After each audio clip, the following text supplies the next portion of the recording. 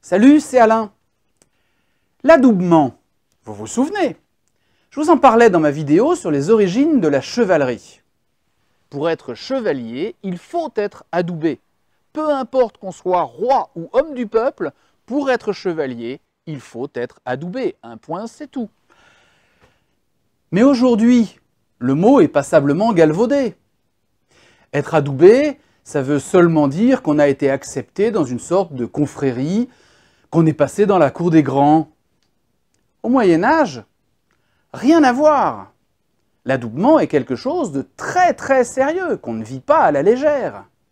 Ce jour-là, la vraie vie d'homme commence. Et chaque chevalier s'en souvient comme du plus beau jour de sa vie. Dans certaines biographies et chroniques généalogiques, la date de l'adoubement est même le seul repère chronologique précis qui nous est donné. Je vous propose de revenir un peu ce mois-ci sur cet événement qui a, vous vous en doutez, bien évolué au fil du temps.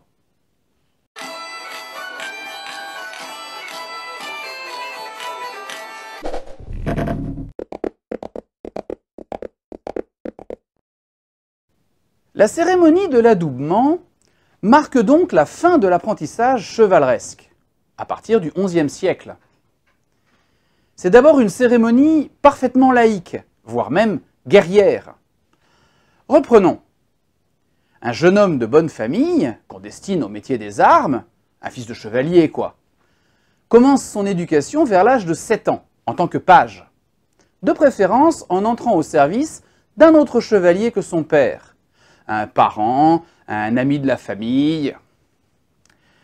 C'est en effet l'un des devoirs du chevalier établi, celui qui a quelque noblesse et fortune, d'accueillir auprès de lui des jeunes gens en formation. Le page fait maintenant partie de sa nouvelle famille, sa mesnie, qu'il aime et honore comme si c'était sa propre famille. Mieux même, souvent.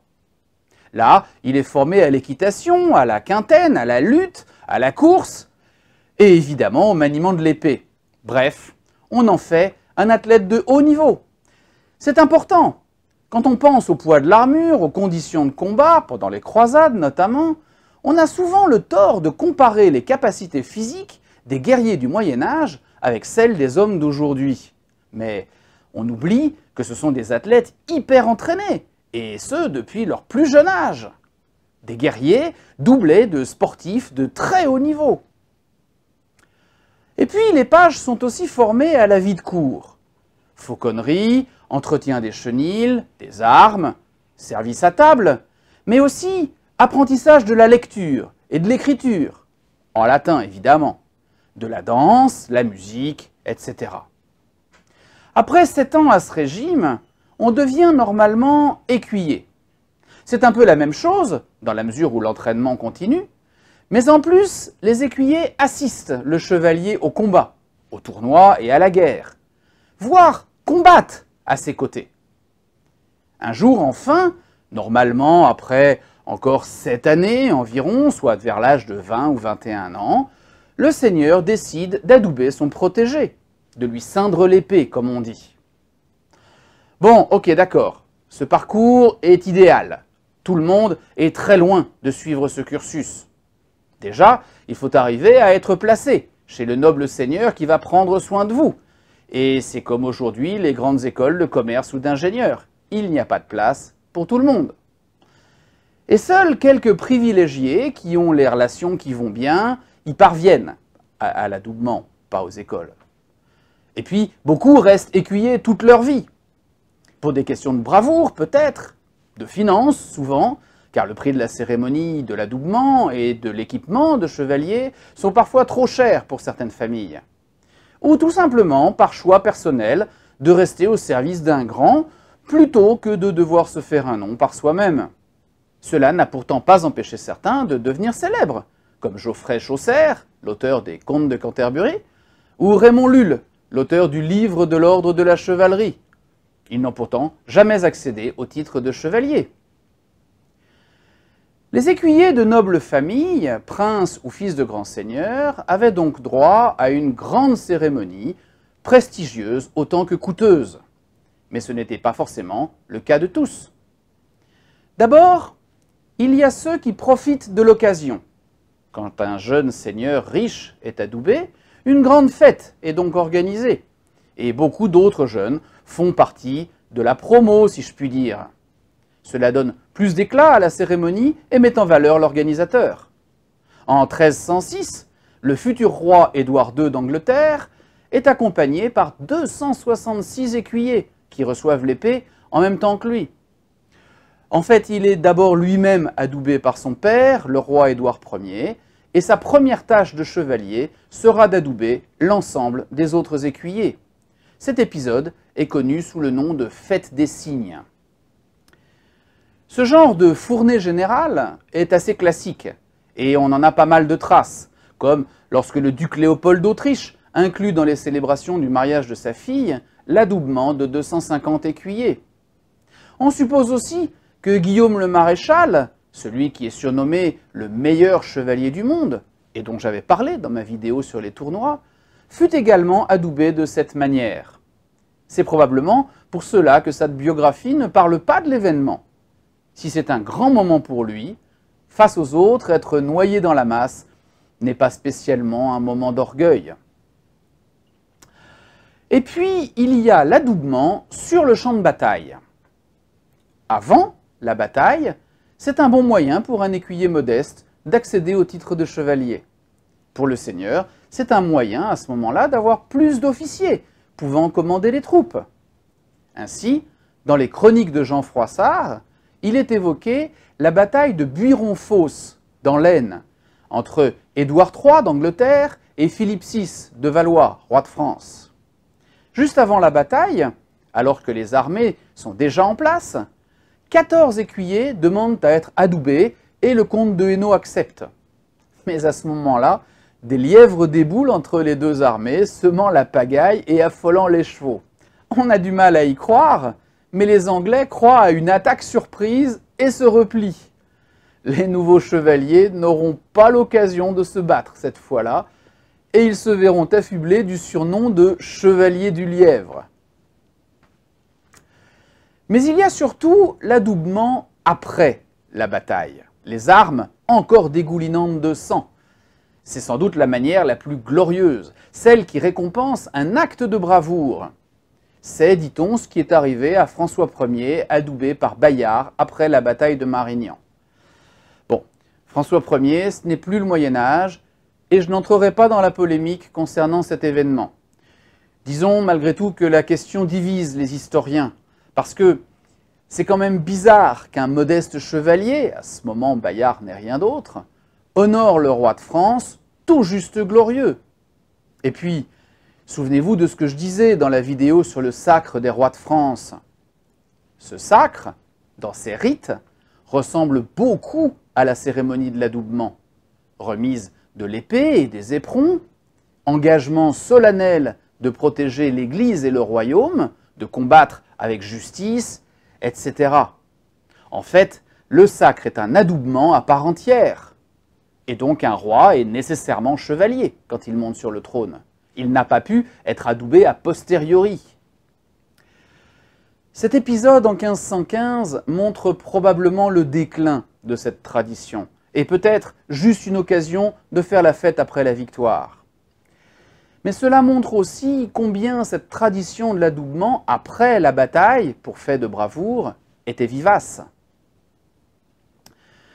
La cérémonie de l'adoubement est donc un rite de passage, hérité des très anciennes traditions, aussi bien romaines, lorsqu'un jeune garçon, en âge de devenir un homme, recevait la toge blanche des citoyens de l'Empire, que Franck, ou ce même jeune homme, recevait une épée et un bouclier, faisant de lui, dans un cas, un citoyen romain, et dans l'autre, un guerrier à part entière.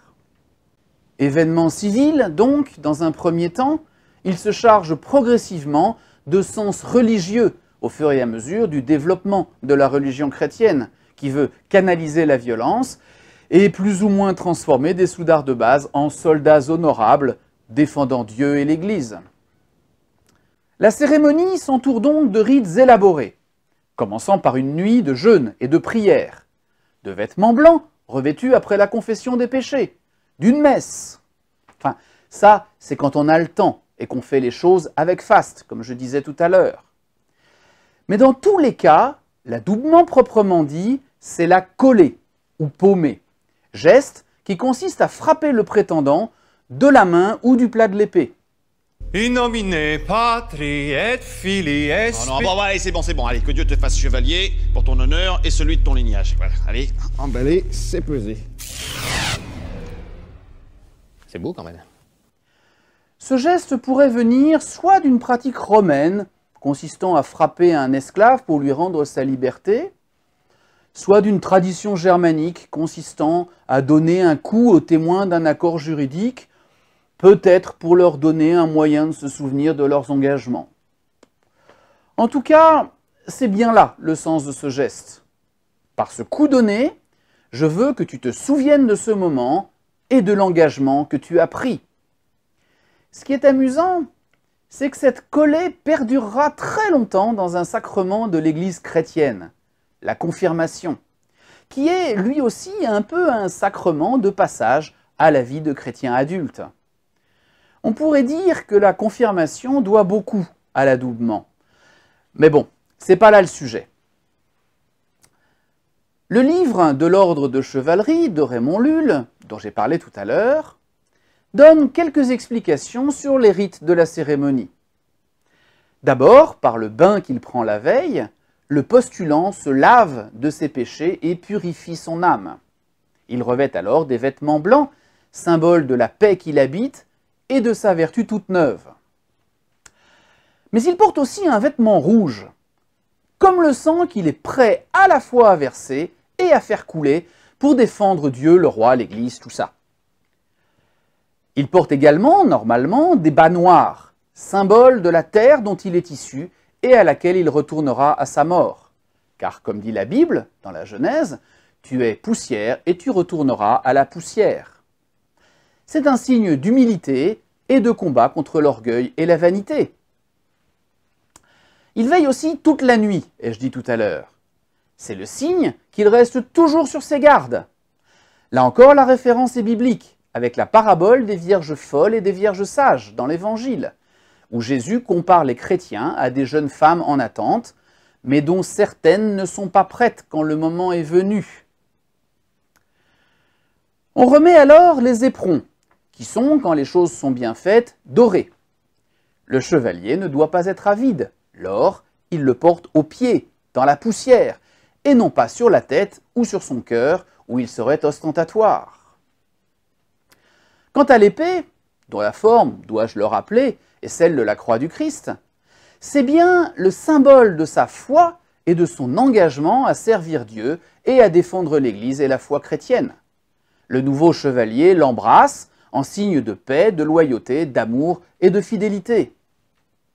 Dans le Lancelot en prose, roman datant environ des années 1220, lors de son propre adoubement, Lancelot apprend même de la bouche de la Dame du Lac la symbolique de son armure. La cotte de maille protège son corps, comme lui-même protège l'Église. Son casque protège sa tête, en référence à saint Paul qui dit que comme le corps est un et a plusieurs membres, et comme tous les membres du corps, malgré leur nombre, ne forment qu'un seul corps, ainsi en est-il de Christ. Si les baptisés forment donc le corps, la tête est évidemment l'Église, qu'on protège avec le casque. Ok, j'admets, c'est un peu tiré par les cheveux, mais c'est toujours comme ça quand on parle de symbolique. De même, l'épée a deux tranchants, car le chevalier sert à la fois Dieu et le peuple. Le cheval, qu'il chevauche, et le peuple chrétien, qui à la fois le soutient et suit ses directives, bon, etc. Vous voyez que d'une cérémonie païenne, guerrière, tribale presque, de passage à l'âge adulte, on est passé progressivement à un truc compliqué, seulement à la portée d'une élite, et qui déborde de symbolisme, de religiosité, et d'une certaine conception du rang social des heureux élus. Alors, je vous en ai parlé tout à l'heure en évoquant François Ier, cette cérémonie est essentiellement quelque chose de médiéval. Ça ne veut pas dire que l'adoubement disparaît, non, Mais de même que la chevalerie devient l'objet de confréries, souvent royales, qui se créent partout en Europe dès le milieu du XIVe siècle, que son sens devient plus honorifique qu'autre chose, la symbolique de l'adoubement s'affadit, voire disparaît. Pourtant, aujourd'hui encore, l'école de cavalerie de Saumur procède chaque année à l'adoubement rituel des officiers de la nouvelle promotion, avec épée et tout. Le sens a complètement changé, évidemment. Ce n'est plus à proprement parler un rite de passage, mais une action de mémoire, un ancrage dans le souvenir des armées de France depuis les temps les plus anciens. Et si ça n'a plus d'autre sens aujourd'hui que de perpétuer une très ancienne tradition, franchement, comme dirait Perceval, C'est quand même beau. Comment vous dites que ça s'appelle déjà ?